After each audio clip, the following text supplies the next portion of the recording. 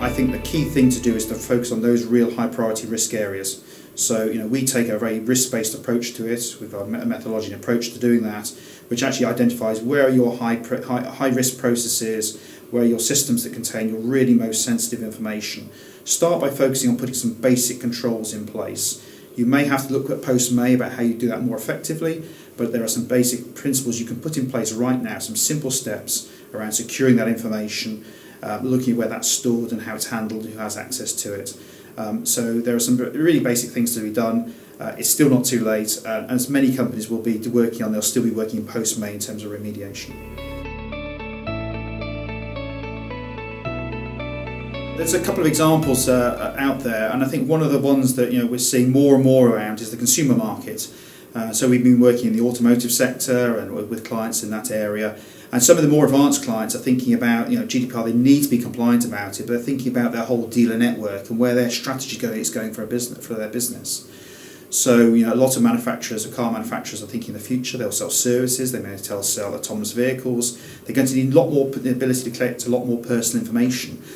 So we're seeing clients looking at embracing that to say, actually, we need to be compliant, but can we set the strategy out so that actually we set out the need for consent or the contractual legal obligations we need to put in place to allow us to operate effectively in the future, and not necessarily with the consents they capture today or the legal basis they have today limit their future business activities. Another example we're working is in life sciences. We do a lot of work with organisations there.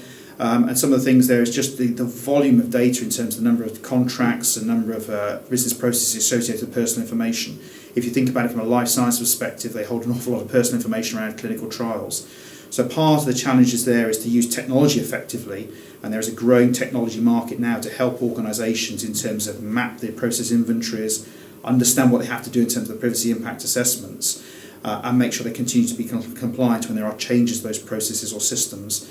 So we're helping clients use some of the leading edge technologies in this area to make sure they're compliant in those areas. Certainly in terms of organisation and governance, we're seeing a real interest in this area. A lot of organisations are looking at whether they need a data protection officer. There are some guidelines. If you're processing very sensitive data, or if you're a government organisation, then it's pretty obvious you need a data protection officer. But a lot of organisations are still debating whether they need to have one in place. If they don't, they still need a data protection officer function, which obviously reports into the board. And what we're seeing as well from this is that the market's picking up on this in terms of the services market, and we're seeing some organisations setting themselves up as DPO, data protection officer as a service. So I think we'll see that evolving in the future. So businesses at the moment, a lot of them are working hard to get towards it. A lot of clients say to me, is this like Y2K? Is once you get to May, is that it done? And I think it's clear in the regulation that it sets out to be a business as usual activity going forward. So privacy really has arrived in the organisation, a little like health and safety. So businesses should be thinking at the moment about their operating model. How are they going to make sure they continue to be compliant with GDPR once they've got to that point, hopefully before May?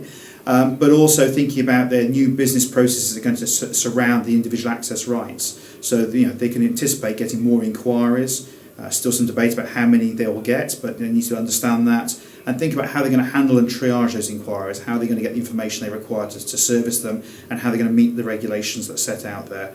So we talk to clients about the fact about thinking about an operating model. We have a comprehensive operating model plan, which we can help take clients through to actually show them what are the things they should be thinking about post-May.